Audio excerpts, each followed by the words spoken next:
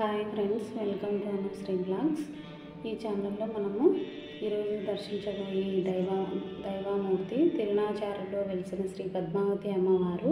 ఈ పుణ్యక్షేత్రాన్ని ఈ వీడియోలో పూర్తిగా ఆస్వాదించండి. శ్రీ పద్మావతి దేవి దర్శనము తిరుపతి సమీపంలోని తిరునాచారు పవిత్ర క్షేత్రము. లక్ష్మీ అవతారమైన పద్మావతి అమ్మవారి ఆలయము. ఈ ఆలయంలో అమ్మవారు శ్రీవారి భార్యగా శాంతి స్వరూపిణిగా వెలిసినదండి. అమ్మవారు శ్రీవారి సహచరిణిగా వెలిసి భక్తులకు కరుణ ప్రసాదించేందుకు తిరునాచారులో నివాసమైతే చేస్తున్నారండి.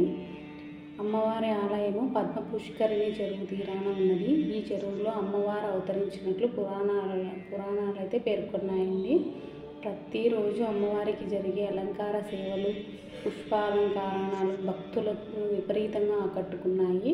అమ్మవారి ముక్కోనపు నాసిక భక్తులను మనస్సునైతే నెప్పిస్తున్నాయండి.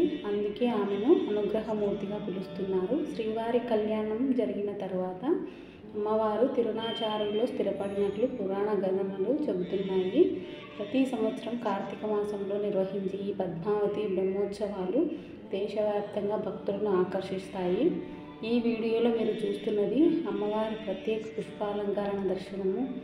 మల్లెపూలు, తులసి దళాలు, గులాబీ వంటి పుష్పాలతో చేసిన అలంకరణ చక్కగా ఆకట్టుకుంటున్నాయి. అమ్మవారి ఆభరణాలు, గజారాలు, కళ్యాణ పట్టు వస్త్రధారణ భక్తినైతే ఇక్కడ పెంపొందిస్తున్నాయండి.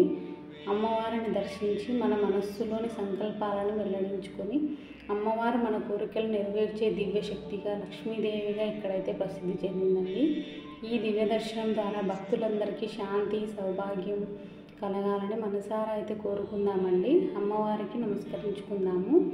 ఈ పద్మావతి అమ్మవారికి శరణమండి. ఓం శ్రీ మాత్రే నమః. ఈ వీడియోలో మనము మీకు ఎలాగ నచ్చినట్లయితే లైక్ చేయండి, షేర్ చేయండి. మరి మా ఛానల్లో అనుశ్రీ బ్లాగ్స్ని అయితే సబ్స్క్రైబ్ అయితే చేయడం అయితే మర్చిపోకండి. మరెన్నో ఇలాంటివి పవిత్ర